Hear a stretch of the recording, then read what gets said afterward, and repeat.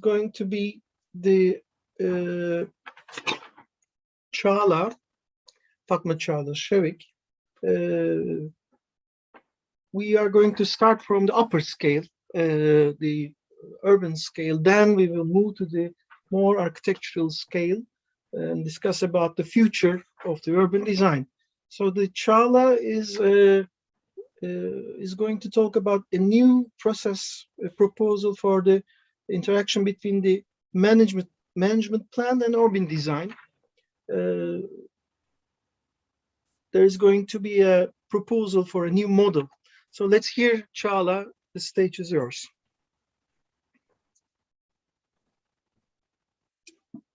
Çağla, can you hear me? Teşekkür ediyorum Melih Hocam. Benim konu başlığım kentsel tasarım, alan yönetimi ve kentsel tasarım etkileşiminde yeni bir süreç önerisi. Bunu da Priene antik kenti üzerinden tartışacağım. Öncelikle kongre vurgusunun temeli olan kentsel tasarımın estetik temelli bir tasarım meselesi olmadığından yola çıkarak bu sosyoekonomik değerlerin bir bütün, kentte bir bütün olarak değerlendirilmesi, kısa, uzun, orta vadede politikalar geliştirerek geleceğin ihtiyaçlarını karşılamada artık kentsel tasarımın da bir temel bir araç olduğu vurgusu yapılmıştır. Buradan yola çıkarak kongrede iki başlık belirlenmişti. Bunlardan biri de kentsel tasarımın kendini geleceğe nasıl uyarlayacağı konusu. Bildirim bununla ilgili olarak gerçekleşecek. Öncelikle bahsetmem gerekiyor ki tarihsel, arkeolojik ve sanatsal mirasa konu alanlar, bu alanların korunması gerekliliği her geçen gün artmakta. Ve bununla ilgili yakın tarihte de gördüğünüz üzere Göbeklitepe özelinde dünya tarihini nasıl yeniden yazdırabildiğini, dünya tarihini değiştirebildiğini görüyoruz. Bu denli önemli alanların insan kaynaklı, doğal afet ve riskler gibi, plansız kentleşme gibi birçok risk altında olduğu da ortada. Bu risklerin çözümünde 20. yüzyılın ikinci yarısından itibaren gelişim gösteren alan yönetim planları aslında bu çok disiplinli yapıya sahip olması, katılımcı anlayış benimsemesi, kentsel koruma alanlarına rehberlik ederek yeni stratejiler geliştirmesi bakımından ön plana çıkmaktadır. Bu mevcut alan yönetim planı sahip olduğu bu sorunları ortadan kaldırma, riskleri azaltma bakış açısı aynı şekilde 20. yüzyılın ikinci yarısından itibaren yine gelişim gösteren kentsel tasarımla birçok noktada örtüşmektedir. Bu benzer yaklaşım, ortak hedefler, aslında eşgüdümlü süreçler, alan yönetimi ve kentsel tasarım birlikte ele alındığında, yani bildirinin çıkış noktası, ana fikri bu kabul edildiğinde, amaç olarak karşımıza şu şekilde çıkmakta. Alan yönetim planı ve kentsel tasarım süreç ve aşamaların etkileşiminde yeni bir hibrit süreç önerisinin tasarlanması amaçlanıyor. Buradaki bu amaca ulaşmaktaki yöntemimiz de şu şekilde gelişiyor. Alan yönetim planı süreci ve kentsel tasarım sürecinin karşılaştırılmasıyla, yani karşılaştırmanın kapsamı da process phases ve principles, yani aşamalar, süreç ve temel ilkeler üzerinden gerçekleşiyor. Bu karşılaştırmanın üzerine de biz üzerine uygulama örneklerinden yapılan çıkarımlar eklenerek metodolojik çerçeveyi çizmiş oluyoruz aslında. Öncelikle alan yönetim planı ve kentsel tasarımın tanımsal olarak baktığımızda alan yönetim planı bu belirlenen yönetim alanları içinde öncelikle 3 bileşeni bulunuyor. Bundan bahsetmem gerekir. Yönetim alanı, alan yönetimi ve yönetim planından 3 bileşenli bir yapıya sahip. Bu 3 bileşen kapsamında da belirlenen yönetim alanı içerisinde korumanın nasıl yapılacağını, hangi yöntemlerin izleneceğini, hangi kurum ve kuruluşların burada rol üstleneceğini ve sorumluluk sahibi olacağı ve bunların ne kadar sürede, hangi projelerle gerçekleşeceğini organize eden stratejik bir plandır alan yönetim planı. Kentsel tasarım ise mekan yaratma sanatı olmasıyla birlikte özellikle kamusal alanların kentte nasıl ele alınacağı, mekan ve yaşam kalitesini nasıl yükselteceği, katılımcı ve disiplinler arası anlayışla bunların mekana yansımasında nasıl çözümler geliştirebileceğini konu ediniyor. Bu çalışma kapsamındaysa bu temel çatı aslında alan yönetimi ve kentsel tasarım arasında bir ilişkisel bağlam var mı? Aslında çalışma hem bu soruya cevap ararken bu sorunun cevabıyla birlikte temel kurgusu bu ilişkisel bağlam, relational context üzerine kuruluyor. Buradaki benzer yaklaşımlar bütüncül, çok disiplinli olma, katılımcı, süreç odaklı olmak gibi. Ortak hedeflerde problemlerin çözümü, var olan potansiyellerin değerlendirilmesi, eşgüdümlü süreçlere baktığımızda da hazırlık, uygulama, izleme ve değerlendirme süreçlerinin hem alan yönetiminde hem de kentsel tasarımda ortak olarak karşımıza çıktığını görülmektedir. Bu kapsamda da kentsel tasarım açısından John Lang'in önerdiği süreç önerisi ve Davis'in önerdiği süreç önerisi ele alınıyor. Alan yönetim planında ise UNESCO ve UNESCO'nun danışma organları öncülüğünde hazırlanan rehberler ve ulusal mevzuatımız kapsamındaki alan yönetimi hakkındaki yönetmelik ele alınmıştır. Burada alan yönetim kapsamında vurguladığım rehberler ve yönetmelik çerçevesinde işte 14, 12, 11, 9 farklı aşamalar tarif edilse de aslında süreç akışı hepsinde ortak olarak ilerlemekte. Öncelikle bir amaç belirleniyor. Bununla ilgili bir planlama ekibi oluşturuluyor. Planlama ekibinin yaptığı çalışmalarla alanın mevcut durum analizi, bunun üzerinden sorunların tespiti, bunların tüm buradan yapılan çıkarımlarla birlikte planlama ekibinin oluşturduğu ve çalıştaylarla bunu katılımcı yöntemlerle yaptıkları işte vizyon belirleme, hedef belirleme, politika gibi bir eylem, bunların tamamını kapsayan bir eylem planı. Ardından uygulama ve uygulamadan sonraki süreçte de izleme ve değerlendirme aşamaları ortak olarak görülmekte ve bu döngüsel bir süreç olarak ilerliyor alan yönetiminde. Kentsel tasarımda da John Lang süreci, kentsel tasarım sürecini 5 farklı aşamada ele alırken Davis'in sürecinde de yine 5 farklı aşama olmakla birlikte benzer bir akışa sahipler. Öncelikle John Lang'e bakacak olursak anlayış, tasarım, seçim, uygulama ve uygulama sonrası operational olarak bakarsak süreç akışında Davis'in önerisiyle benzer bir şekilde yol alıyor. Ve bunu aslında katılımcı yöntemlerle yapıyor ve kentsel tasarımın teorileriyle, paradigmalarıyla ve alan çalışmalarıyla destekleyerek yürütüyor. Şimdi çalışmanın temel vurgusu olan bu karşılaştırma yöntemine gelindiğinde ise alan yönetimi ve kentsel tasarımın hazırlık aşamasına bakıyoruz. Alan yönetiminde preparation of the plan, kentsel tasarımın anlayış, seçim ve tasarımla örtüşmektedir. Uygulama, implementation yine implementation'la örtüşüyor. İzleme ve değerlendirme ise uygulama sonrası değerlendirmeyle yine örtüştüğünü görüyoruz. Yani 3 temel aşamanın her iki mekansal müdahale aracında da benzer döngüsel süreçler çerçevesinde benzer olarak ilerlediği söylenebilmektedir. Öncelikle hazırlık aşamasını karşılaştırmak gerekirse, ön hazırlık aşaması alan yönetim planında, kentsel tasarımında bu bilgilerin toplanmasıyla, yani yine ön hazırlık burada genişletmek gerekirse işte kurum görüşleri, alana ilişkin veriler olarak ele alınabilir.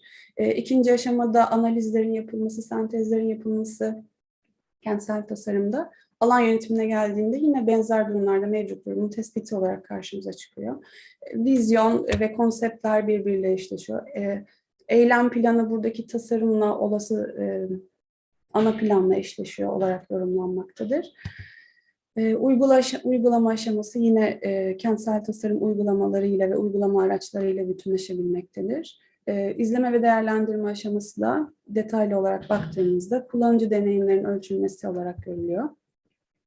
Süreç ve aşamaların bu şekilde etkileşimini bir kenara aldıktan sonra aslında bir de ilkeler arasında bir etkileşim, yani ilişkisel bağlam çerçevesinde bir de bu ilkelerin etkileşimi incelenmiştir. Burada görülmektedir ki aslında katılımcılık, bütüncül yaklaşım, süreç odaklı olmak, esneklik, çok disiplinli, yenilikçi, bu bakış açıları her iki planlama aracında da ortak olarak görülüyor. Bunların süreç aşamalarındaki süreç ilkeleri benzer nitelikte. Alan çalışma örneklerinde ise uluslararası ölçekte Pompei arkeolojik alanı ele alındı. Buradaki temel gerekçe UNESCO'nun Pompei ve çalışma kapsamında Priene'nin benzer nitelik birlikte birçok özellik taşıması arkeolojik literatüründe. Bu benzerlikte şehir planları ve işte o dönemin günlük yaşamını ortak olarak yansıtmalarından kaynaklanıyor. Türkiye örneklerinde de Efes, Afrodisas ve Göbeklitepe arkeolojik alanlarına hazırlanan yönetim planları ve o alanlara ilişkin uygulamalar ele alındı. Bu örnekler incelenirken genel bilgiler, alanın çekirdek alan ve etrafını çevreleyen buffer zone, yani tamamını oluşturan bir yönetim alanı, planlama süreçleri ve aşamaları, temel ilkeler ve kentsel tasarım açısından irdelemeler olarak karşımıza çıkmaktadır. Burada her bir alan için böyle tek tek süreçler ve konular ele alındı. Ama buradaki en önemli husus, tüm bu uygulama örneklerini biz bir arada incelediğimizde karşımıza örneğin seçilen kriterlerin genel bilgilerde UNESCO tarafından belirlenen kriterlerin süreci etkilemediği ortaya çıkıyor. Aynı şekilde süreçlerde belirlenen ilkelerin diğer örneklerle de ortak olarak karşımıza çıktığını görüyoruz. Katılımcılık, şeffaflık, sürdürülebilirlik, bütüncülük ilkeleri gibi. Sonrasında kentsel tasarım yönünden incelemeye baktığımızda ise aslında burada yere özgünlük meselesi kentsel tasarım uygulamalarında eşleştirebileceğimiz projelerde yere özgünlük meselesi çok daha fazla ön plana çıkarken erişilebilirlik, algılanabilirlik projeleri hepsinde ortak olarak görülmekte olduğunu söyleyebiliriz. Tüm buradan elde ettiğimiz çıkarımlarla birlikte aslında bir ilişkisel bağlamı var olduğuna dayanarak bir de uygulama örneklerinde yapılan kentsel tasarım çıkarımları birlikte değerlendirildiğinde bu hibrit süreç önerisinin temel dayanağı oluşturulmuş oldu aslında. Buradaki kentsel kolaj, evet böyle çalışmada böyle farklı terimler içeriyor ama hibrit sürecin sıradan böyle bir yönetim alanı olarak bir mekansal yansımasından ziyade kentsel kolaj alanı gibi sürecin yaklaşımını yansıtacak bir mekansal düzlemin tarif edilmesi gerektiği ortaya çıktı. Bu kapsamda da kentsel kolaj özellikle mekanda çözülmesi mümkün olmayan ikiliklerin bir arada getirmenin faydalı olacağını savunan Colin Rowe ve Fred Cotter'ın bu dayandığı düşünce esas alındı. Burada Urban College Area'da görüyoruz ki işte çalışma kapsamında yine kültürel deneyim alanlarıyla ve yeni yerleşim alanlarının birlikteliğini savunan bir mekansal düzlem olacak aslında bu. Hibrit sürecin de yaklaşımı kentsel tasarım ve alan yönetimini birleştirdiği için kentsel kolajın da yaklaşımı ikisiyle de benzer nitelikte olmuş oluyor. Bu kapsamda baktığımızda hibrit sürecin metodolojisi aslında ilişkisel bağlama dayanarak öncelikle süreç ve aşamaların karşılaştırılması yapılmıştı. Ardından da ilkelerin karşılaştırılması yapılmıştı. Buradan elde ettiğimiz çıkarımlarla aslında 6 farklı aşamada gelişen bir süreç önerisi karşımıza çıkmakta. Burada birinci aşama başlangıç ve ön hazırlık, ikinci aşama mevcut durum tespiti, işte üçüncü aşama vizyon, hedefler ve tasarılar, dördüncü aşama eylem planı, beşinci aşama uygulama ve araçları, altıncı aşama ise izleme ve değerlendirme olarak görünüyor. Buradaki ilkelerin temel rolü aslında her bir aşamanın somut çıktıları olan bu phase output'taki somut çıktıların birbiri üzerine eklemlenerek devam eden, süreci kolaylaştıran bu somut çıktılarda bir katalizör görevi görüyor. Yani buradaki ilkeler aslında süreçlerin akışını zenginleştiriyor ve süreç işleyişini kolaylaştırıyor olarak yorumlanabilir. Burada süreçte 8 farklı ilke belirlendi ilişkisel bağlam çerçevesinde. Öncelikle yani katılımcılık, bütüncül yaklaşım, verimlilik, şeffaflık, yenilikçi, çok disiplinli, süreç odaklı ve esnek ve uygulanabilirlik olarak karşımıza çıkıyor. Buradaki temel konu ilkelerin süreci beslemesinden ziyade metodolojik bağlam kapsamında aslında bir yöntemler bütünü olarak tasarlanması gerektiği için sürecin her bir ilke içinde belirlenen bazı ölçütler, metotlar ve bu metotlar sonucunda ulaşılmak istenen amaçlar var. Katılımcılık ölçütü işte dijital katılım ve paydaşların katılımı gibi, paydaş toplantılarıyla sağlanması gibi bunları somut çıktılarla eşleştirerek yapılmakta. Katılımcılık ilkesi alanda söz sahibi olan paydaşların sürece aktif bir şekilde katılmasını sağlamak için belirlendi. Bütüncül yaklaşım ise kentsel kolaj alanının bir bütün olarak ekonomik, sosyal ve mekansal bağlamda ele alınmasını ve bu kapsayıcılığı ön plana çıkarmak için belirlendi. Aynı şekilde mekansal, sosyal ve ekonomik ölçütlere sahip. Şeffaflık ölçütü, finansal ve bütçe yönetimi, aktörler ve izleme ve denetleme olarak belirlenmiştir. Süreç odaklı ve esneklik, esnek koşullar ve dinamik geri dönüm olarak belirlendi. Burada en önemli vurgu aslında hibrit sürecin katkılarından biri bu dijital platform aracılığıyla, yani somut çıktılardan biri olan dijital platformun ilkelerle zenginleşerek süreci aktif hale getirmesi. Çok disiplinlilik kriteri normal koşullar ve ideal koşullar olarak ele alınıyor. Burada farklı disiplinlerin yasal zorunluluklar olmadığı takdirde sürece dahil olabileceklerin önemi vurgulanmıştır. Yenilikçi ilkesi de özellikle günümüz 21. yüzyıl koşullarında tüm teknolojik imkanların süreç kapsamında kullanılmasını, yeni yapay zeka ve bu dijital platform aracıyla birçok farklı simülasyon geliştirilebileceği vurgusu yapılmıştır. Uygulanabilirlik ilkesinde ise uygulama, yasal duyarlılık ve sorumlu kurumların varlığı önem arz ediyor. O yüzden onlar ölçüt olarak belirlenmiştir. Burada bir uygulama ekibinin kurulmasıyla bu süreç aşamalarında bahsedeceğim. Uygulama ekibinin kurulmasıyla birlikte sürecin organizasyonunun yine tek bir ekip tarafından yürütülerek aslında bu kurumsal sürekliliğin sağlanması için çok değerli bir olgu oluyor. Verimlilikte de etkin kaynak kullanımı ve zamanlama olarak karşımıza çıkıyor ölçütler. Süreç aşamalarına baktığımızda 6 aşamadan bahsetmiştik. Bu 6 aşamanın birinci aşamasında planlama ekibinin oluşturulmasıyla birlikte ilkelerde vurgulamış olduğum dijital platform, veri toplama, paydaş analizi ve bu paydaşlarla birlikte yapılacak çalıştaylarla hibrit sürecin mekansal yansıması olan kentsel kolaj alanının belirlenmesi ve çalışma planı oluşturulması olarak ilk aşamayı tamamlıyoruz. Bu aşamalardaki çıktıları elde ettikten sonra ikinci aşamada analiz ve değerlendirme raporları, üstün evrensel değerin öneminin belirlenmesi, SWOT analizi ve sentezlerin ve değerlendirme raporlarının yine oluşturulması. Üçüncü aşamaya geldiğimizde de bu yine 1-2 aşamada tamamlanan somut çıktıların üzerine temellenerek vizyonun belirlenmesi, hedeflerin belirlenmesi, kentsel tasarım kriterlerinin oluşturulması, kentsel tasarım konsept diyagramlarının oluşturulması. Aslında bu bahsettiğim çıktılar normalde alan yönetim planları sürecinde bulunmadığı için özellikle vurgulamak istiyorum sunumda da kentsel tasarımın alan yönetim sürecine en büyük entegre olduğu durumlardan biri olarak görülüyor bu somut çıktılar. Dördüncü aşamada ise proje paketleri, eylem planının proje paketleri halinde ele alınması. Aslında burada bir tane örnek olarak anlatırsak daha etkili olacaktır.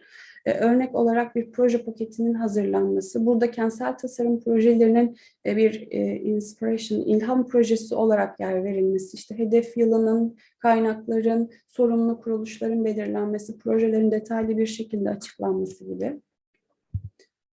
Uygulama aşamasında da en önemli vurgu kentsel tasarım rehberlerinin, kentsel tasarım kodlarının birer uygulama aracı olarak süreçte etkin rol almalarının sağlanması. Altıncı ve son aşama ise aslında izleme ve değerlendirme aşaması. Sürecin son aşaması olmakla görülmekle birlikte süreç döngüsel bir yapıya sahip olduğu için aslında bir sonraki sürecin de başlangıç aşamasını oluşturmakta. Burada izleme ve değerlendirme raporları, değerlendirme anketleri, kullanıcı anketleri gibi geri dönüşlerle yıllık ve 5 yıllık olmak üzere raporlar hazırlanıyor. Son olarak Bu sürecin tasarlanan bu süreç aslında herhangi bir kentsel kolaja sahip herhangi bir yerleşim alanında uygulanabilir, ancak çalışma kapsamında bir örnek alan olarak Priene alanı seçilmiştir. Seçilme gerekçesi de şu an UNESCO Dünya Miras Geçici Listesi'nde yer alması, şehircilik açısından önemi ve bulunduğu konum itibariyle de barındırdığı potansiyeller itibariyle de birer kentsel kolaj alanı niteliği taşıması. Priene, Türkiye, Aydın ilinin Söke ilçesi Güllübahçe mahallesinde yer almakta olan bir antik kent. Kentin konumu, Priene Antik Kenti'nin konumu Güllübahçe Mahallesi kapsamında incelendiğinde lineer bir gelişim göstermiş olan Güllübahçe Mahallesi'ni diğer arazi kullanımlarıyla, diğer kentsel gelişim alanlarıyla doğrudan lineer bir şekilde ilişki kurabildiğini görüyoruz. Sanayi alanları, o küçük sanayi tesisiyle, kırsal yerleşimle, kentsel merkezdeki ticari aktivitelerle, işte kuzeyinde yer alan aslında Samsun'un Kale Dağı ve kentin o etkileşimi, güneyinde de Söke Ovası ile olan etkileşimi lineer bir şekilde gelişim göstermektedir. Priene arkeolojik alanı aslında üstün evrensel değeri kapsamında da ele alınacağı üzere ilk şehir plancısı olarak kabul edilen Hippodamus tarafından planlanmıştır. Bu planın, ızgara planın özelliği, bu herkesin hakça eşit bir şekilde kentten faydalanmasını sağlayan, işte konut alanlarında özellikle böyle bir sistematiğe sahip.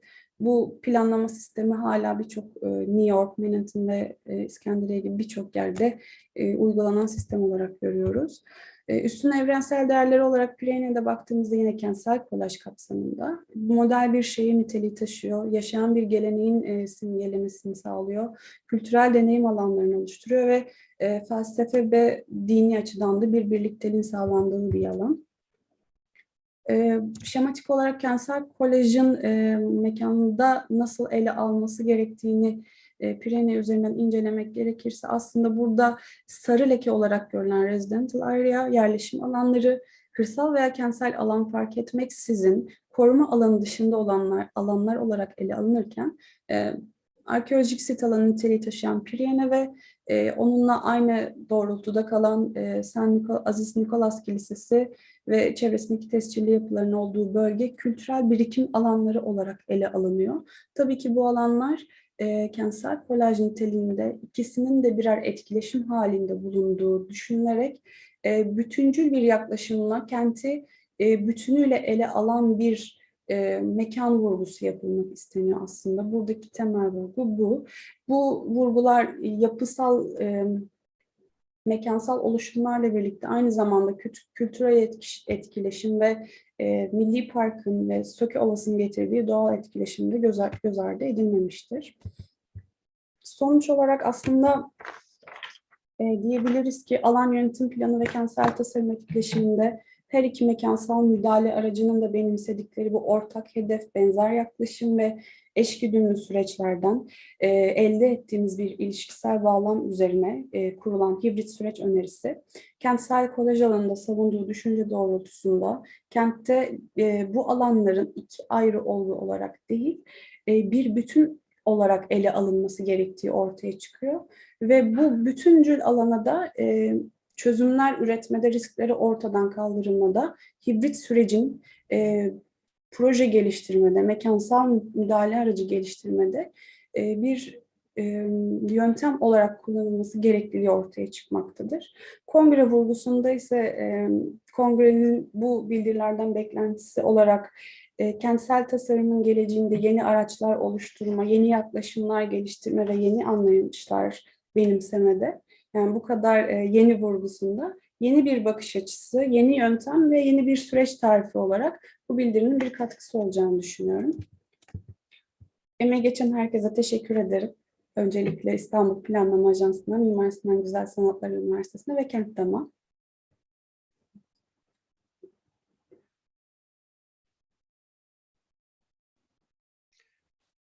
Çağla, thank you for your presentation. You're welcome. It's quite interesting. Actually, you put forward a hybrid approach, which is new, which is showing a light for the future for the urban design. And with this approach, you are actually combining the site management and the urban design together, and to create a transition together, to transition into it. So you give us a sort of an opportunity to utilize urban design as a tool in site management. We have some questions, probably. I already have some notes, but afterwards we will talk about these. We can proceed to the next presenter. Thank you again, Çağla.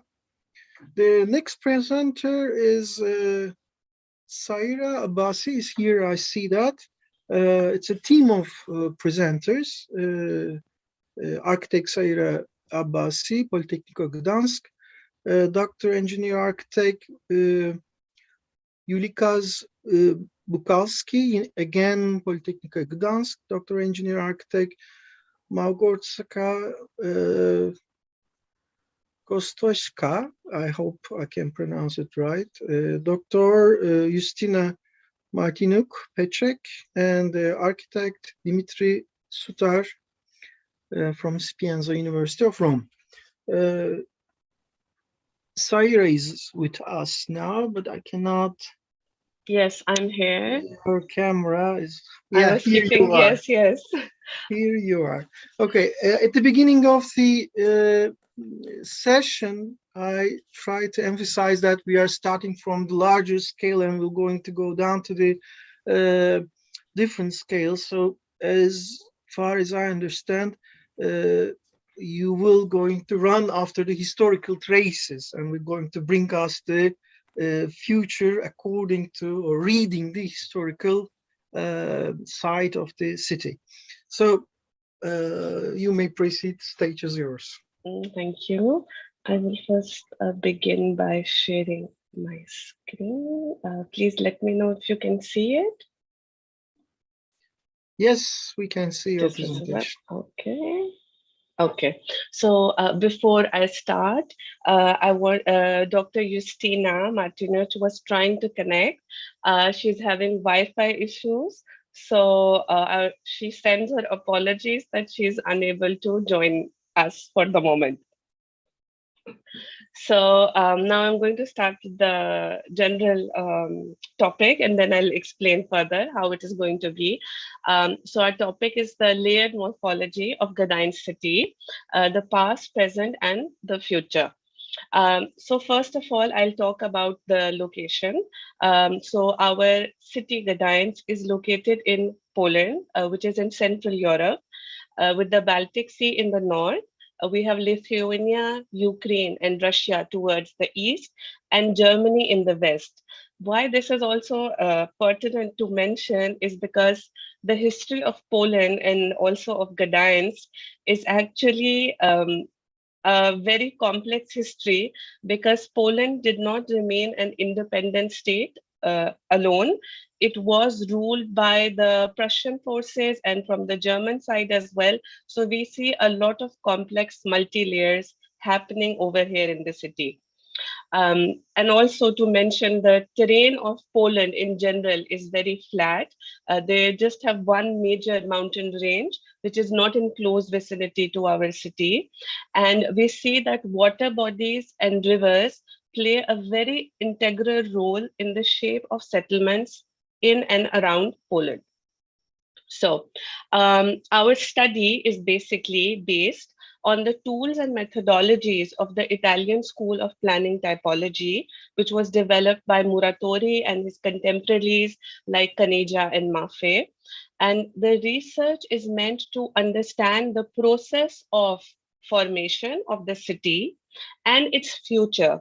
The purpose is not just for the recreation of the past, but to deepen our understanding of the present situation and how it could evolve in the future. As mentioned by Muratori, that the urban fabric of a city is not just an indicator of its past and present, but allows prediction of the future. What is the main content, and what I will be explaining today in our presentation is the brief historical background of Gdańsk, next the methodology, and then we will go towards the analysis, and then what our recommendations, or what I could say is more like future predictions. The analysis is divided into 4 layers, which were taken according to the historical changes in the city. The first layer will be the old city with the fortification wall.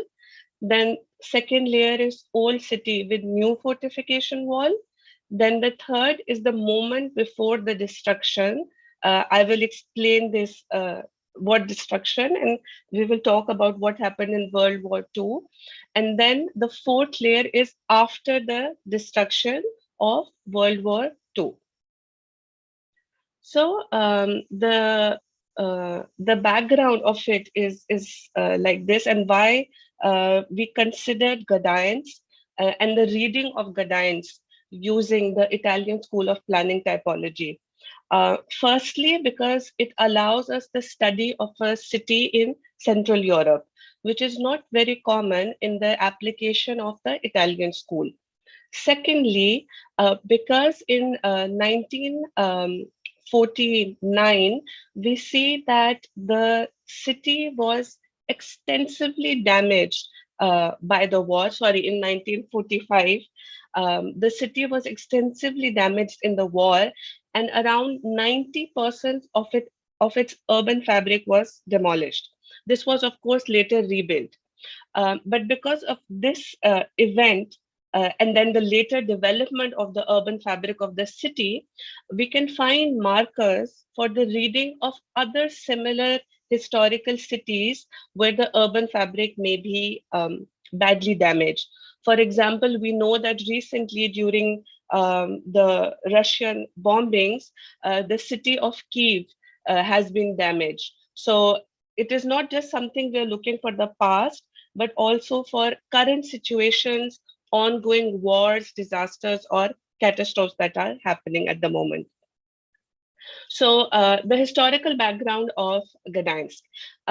We can see that around the oldest record of Gdańsk located around the 10th century, and we can establish that definitely by the 12th century, it was a medieval town. There was a part of the medieval city known as the Young Town, which was constructed by Teutonic Knights, which was demolished around the 15th century, and it was never reconstructed. So that part of the urban fabric was lost, but the old town part remained in its existence till a much later date. It is important to note that because of the location of Gdańsk close to the Baltic Sea and the Marta Wisla, which was a branch of the Vistula River, there was a lot of trade and commercial activities happening from the 15th to 17th century. So it is during this time period that we will see the rapid growth of the urban fabric. And from the 18th century up till almost 1945, there were a lot of political upheavals and changes which affected it. And unfortunately, at the moment, we do not have any of the original urban tissue available for analysis, which is why the research was even more important, so that we could find connections between the past, the present, and the future. So this is the methodology that we have used. And our main focus was on the components of Muratori's approach regarding the roots formation and the fabric formation.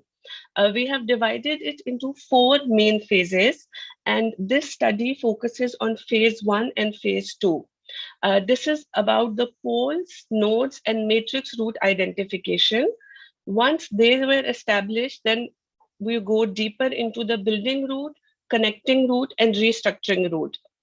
Later, parallel to this, we will be doing further studies in the formation of the base building from a single family unit to a special building, and we will try to identify whether any knotting and unification process happened, and if not, what would have been the process.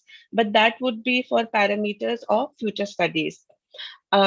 in this research, also in this methodology, we have for the moment not taken into consideration the socio-political, cultural or economic aspects which may have affected the urban formation, because we're simply focused on the root formation, the poles and the nodes. They may be added at a later stage, but in this study, it is not included.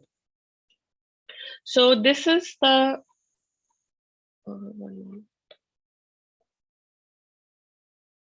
can I hide this? No, okay. Okay, this is the first layer of the analysis, which is the medieval city and wall.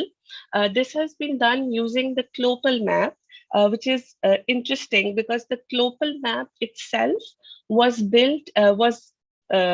made in the 20th century, but it was done using previous historical resources to show how the city of Gdańsk looked like in 1500 and in 1520. So based on the analysis of the Clopal map, we were able to first of all identify the matrix route. And it can be seen that interestingly, the matrix route is along the edge of the river line. And the main pole or the first pole which is being identified is along this matrix route. And the building typology within this space is a church. Okay, so furthermore, we can see that parallel to this matrix route, we have different types of other connecting matrix route where nodes have been identified. And total number of 9 nodes are visible, in which N8 and N9 are in front of city gates. And these are connecting the greater territorial routes around the city, which are connecting to Oliva or Lodz or other cities which are settlements that were in close proximity to this area. The 1520 map, when it was analyzed, also indicates that rapid urban densification towards the north and south of P1 has happened. And the node N6 has now become a pole, P2, and between the gates and parallel to the nodes N8 and N9, a new pole P3 has formed. Now, it is pertinent to note that nodes are continuous points of spaces along a matrix route, whereas poles are spaces of pause that may push or pull the growth of the urban tissue. So in this map, we can see an interesting formation of building route, which is parallel to the N5 node matrix route, if you see. And we see that this building route extends typically the way it should, parallel to the matrix route. However, it loops around itself and rejoins into the building route itself. Now, this is an unusual formation for a building route because it doesn't follow the typical patterns of growth, which is evident in other parts of the city. So this is something we will take into consideration, maybe in the future studies. So the next layer of analysis took into consideration the formation of the new fortification wall around the old city. This analysis was done using the Büyüse map from 1866. Along with this, we also looked at the map from 1601, the Stockholm Plan, and also the Jansonius map from 1688. In these two maps, we were able to identify that the new fortification wall took into consideration the further expansion or growth of the city, and the previous old city wall was no longer visible when we look at the Büyüse wall. However, what happened is that along the pathway of the old city wall, we see that the matrix route has now evolved further and it has expanded in size. Also, the number of nodes have increased from 9 to 12. However, there are no new pole formations over here. The interesting thing to note here is that the pole P2 has actually grown in scale and it has incorporated space from the urban fabric into it. And lastly, the matrix route, which is following the pathway of the old city wall, it loops around the city wall and it reconnects at pole P2. So it can clearly be seen that the polarity of P2 has become much higher in its hierarchy as compared to pole P1 and P3. Next, we come to the third layer. Now, this layer is the moment which is right before the demolition that happened in the war period. So over here, we are able to identify the most significant change, that the fortification wall now has completely been demolished, and pole P2, which was already expanding in size and polarity, it continued to do that. In addition to this, we see that pole P3 has also become greater in its polarity because it has incorporated within it the urban tissue from the surrounding area. And we can see that pole P1, although it is still there, but it has kind of remained constant in its scale, size, and proportion. So the new matrix route and the new nodes which were created, they are remaining constant, but there is a shifting of spatial hierarchy and polarity between all of these areas. Another important thing to note is that when we consider the densification of the urban fabric around these poles, it was noted that the most rapid or condensed urbanization was happening in close proximity to the poles. And as we were coming closer to the edges of the river, we were thinning out the urban densification. So the edges of the river could have been a deterrent. It could have been because the river was flooding, the water line was shifting. So initially, it could be seen that those areas were left as open lands or agriculture land. But by this third layer that we analyze, we see that most of that open or agriculture land has now become part of the residential urban tissue of the city. So this has kind of shifted. The further away the city edges and boundaries have grown, the urban densification has increased. And also, we must mention very importantly that in general, the line of the old city wall is remaining constant in each new layer that we are studying. It is not changing. Now, this is the fourth layer. This is the analysis done using the 2019 map by the municipality. As we can see, most of the urban fabric has been destroyed. But despite the massive destruction, the matrix route, which follows the edge of the old city wall, remains constant.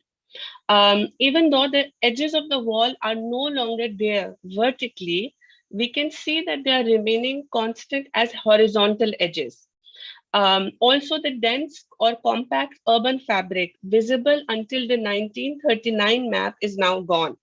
And the patterns of urban growth, which were previously visible, are now not there anymore.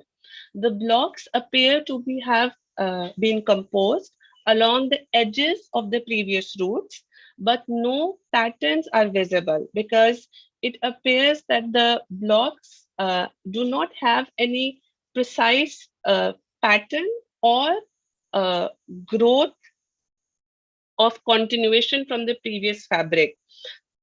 However, this is not a statement, this is for the moment like a question mark for us, because this is something that needs to be analyzed deeper, which will be done in the future studies. So for the moment, where have we arrived? And we can see a few main points. First, that the the layers formed on the urban fabric and the discontinuation of its growth is proving to be challenging because it is not easy to form a straight narrative of the process. We have this jump from the 1939 map to the and the destruction, and then the 2019 map. So we have to fill the gap during this process. However, it is important to note that the root network and the pole formation are, of course, of importance. But along with this, the edges, which would be of the river and of the old city wall, can be identified as important markers of growth and change. So it would be beneficial for us to deepen our analysis of the urban tissue.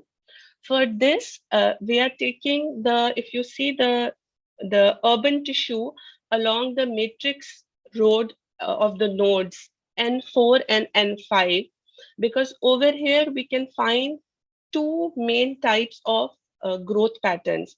One is the typical growth patterns, which follows the consequence of developing from a medieval city, as well as the unusual building root and tissue formation.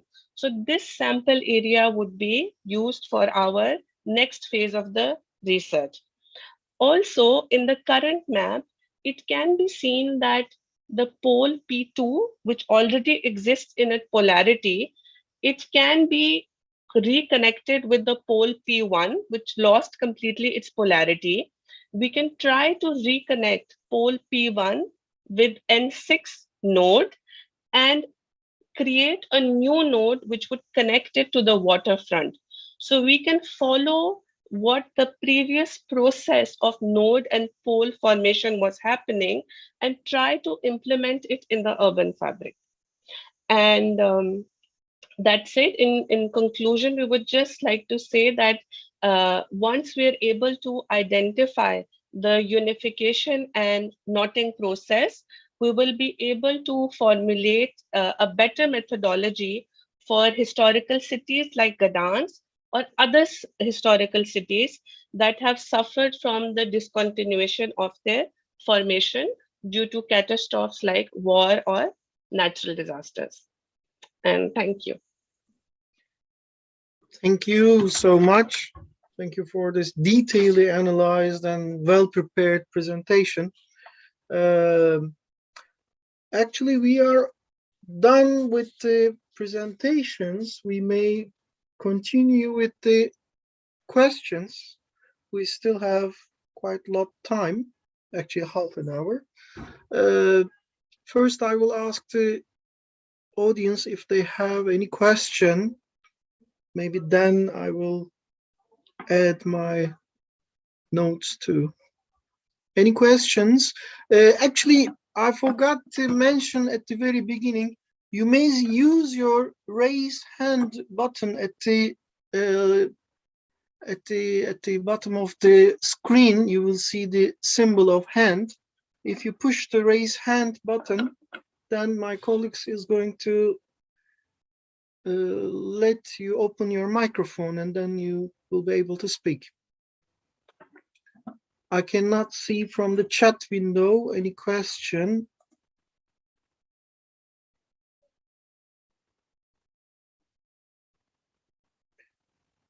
Okay, then maybe I can encourage them. I have a few notes, if you don't mind. I would like to start to ask a few questions with the first about the first presentation. Fatma Çağla, yes. You put forward a very interesting idea to combining the urban design and the site management. But would you explain us the existing situation, how the process is going on at the local municipality level and the central government level, how the management of the site and the urban design process running? Is there any connection or is there any reflection to each other? as we can observe? Öncelikle şöyle cevap vereyim. Şu an yerel yönetimlerde kentsel tasarım ve alan yönetim plan süreçleri farklı olarak, iki ayrı olgu olarak ilerliyor. Alan yönetim planının ulusal mevzuattaki karşılığı olarak yerel yönetimde alan yönetim birimleri kuruluyor ve bu kapsamda da planlama ekipleri, dışarıdan hizmet alımlarıyla da üniversitelerle de işbirliği yapılarak bir planlama ekibi, ardından da alan yönetiminin tarif ettiği şu anki yasal süreç çerçevesinde bir süreç yürütülüyor. Kentsel tasarım ise tamamen İmar ve Şehircilik Müdürlüklerine bağlı olarak alt birim kurulabiliyor ya da kentsel tasarıma ilişkin farklı birimler, servisler kurularak yürütülüyor. Şu an yerel yönetimlerde kentsel tasarım ve alan yönetim süreçlerinin beraber işlediği bir birim veya sistem bulunmuyor. Zaten çalışmanın temel noktası da bu eksikliği, kentsel tasarımın gelecekte kendini nasıl yer edineceği olgusu, yani sorusunu sorduğunuzda belki de yerel yönetimlerin gelecekte alan yönetim birimlerinde, alan yönetim teşkilatlarında kentsel tasarımcılarının birer meslek alanı olarak, birer disiplin olarak yer almalarını sağlayacak ve kente bütüncül ele aldıklarında kentsel tasarımın burada o puzzle'ın bir parçasının eksik kaldığını ve bunu kentsel tasarımla tamamlayabileceklerinin birer yol göstericisi olacak bu hibrit süreç tasarım aslında. Teşekkür ederim sorunuz için hocam. Thank you. So we need a collaboration between institutions, not only at the horizontal level, but also vertical level too. It will be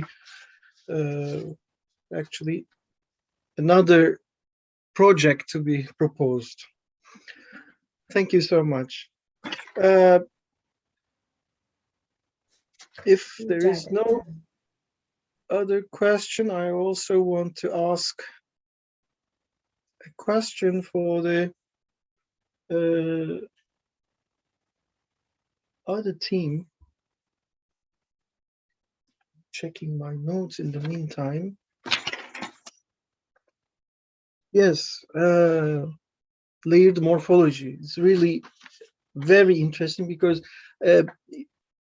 the interesting part is not just the physical traces that we follow, but also the memory of the city, that we can follow the sense of the place from the traces of the old structures. But the most important part, I believe, this is going to be the question also, we are following the poles and routes in between them, as Muratori, referring to the Muratori. And this is the open public spaces. We are not following the tissues in between them. As you have mentioned also, the tissue has already been had a catastrophical damage and probably not much traces left behind, but we can still trace the roots and the poles. So this is the best information that we can collect from the site. What about the pedestrian observations? How do they perceive the space in these routes? What is the experience of the pedestrians in these routes? Do they really understand the importance of the pools and nodes and connections, and do they live in that? So thank you. That is a very interesting observation. And this is something we are taking into consideration for the next phase 3 and 4 actually. There are two main things that will respond to your question. The first thing is that, you know, along these poles and routes, what happened was that in Poland, they tried to reconstruct the building facade exactly as it used to be historically. So what has happened now, there is a dichotomy of the visual impact of the facade, which appears to be in the historical continuation. And we are unable to differentiate the layer of what is a continuation of the past and what is the new historical layer. So this is something which at the moment, because there was so much massive destruction, I believe it was not taken into consideration during the reconstruction of it. So there is this one major thing that has been identified, so that we cannot shift the layers of the past and the present. And the second thing that we noticed is, although on the urban plan, the polarity is still visible for pole 2 as identified, but this in the 3 dimension, it has not been able to retain its polarity. So for example, like in Rome, we see the Piazza Navona, or we see the Trevi Fountain, or other important areas of polarity which have historical impact or importance, that has actually been lost in the urban fabric of Gdańsk. So it would actually be beneficial to revitalize those poles and establish them also for the pedestrian experience. That is really missing. And we hope that in phase 3 or 4, when we do the detailed analysis of the urban tissue, we are able to propose a solution on how this revitalization process can happen. And might I add something else too? Oh, while we were doing the analysis for this particular root system, what we observed, a very good thing about this fabric is that the roots have remained constant as a muscle memory. Like it has been imagined and rerouted in the same way. So this is a very good thing about this fabric, and which has helped us to analyze even the current fabric of the city. I see. Thank you. Thank you so much. It was very interesting. We are willing to see the continuation of the project.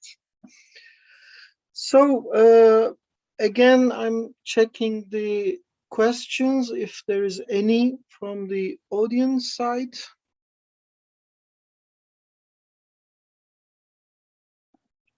I guess no, I couldn't see any. I hope I'm not mistaken. I'm looking everywhere on the screen if I see a flashing light or something, but nothing around. Okay, then I think we reached to the end of the session.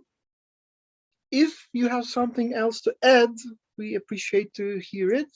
Otherwise, we are going to close the session. Okay, thank you so much for joining the symposium. See you at the following sessions. Thank you Goodbye. so much for the opportunity. Goodbye. Thank you.